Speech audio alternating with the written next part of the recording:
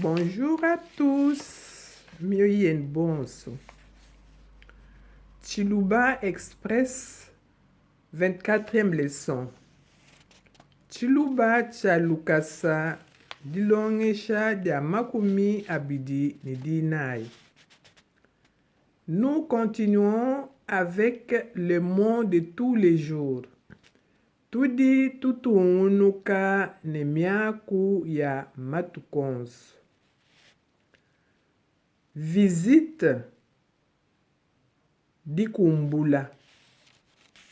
Aujourd'hui, je vais visiter ma mère.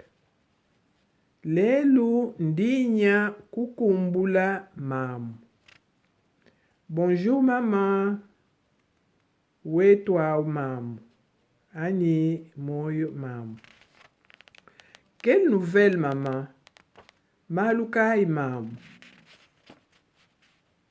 Je t'ai apporté du pain. Ndimukutwadila diamp. Nous allons sortir dehors. Tudi tupatuka pambelo. Pour se promener. Boakuya kwendakana. Prenons 2 petites bouteilles d'eau. Tuangata tulanyi tukesa tubidi tuamai. Ndingambulula, je répète. Visite dikumbula. Aujourd'hui, je vais visiter ma mère. Lelo ndinya kukumbula mamu. Bonjour maman.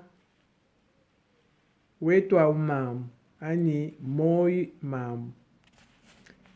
Quelle nouvelle maman? Malukai mamu. Je t'ai apporté du pain. Ndimukutwadila diamba. Nous allons sortir dehors. Tudi tupatuka pambelo.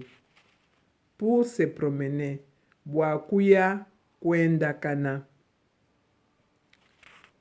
Prenons 2 petites bouteilles d'eau. Tuangata tulanyi tukesa tubidi tuamai. Lelo tuitushikidila apa. Kanupu moyo boakuya kudifundisha ku YouTube.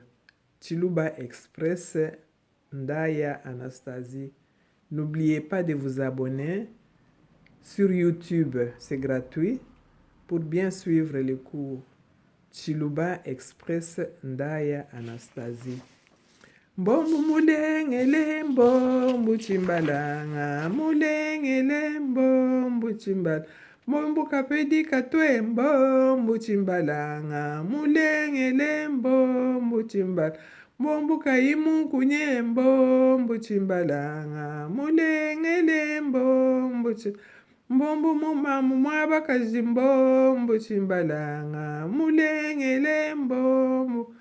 Mbombu mamu mwabaluma mbombu chimbalanga. Mulengele mbombu chimbalanga. Nwashalai bimpa mema wenu mamundai.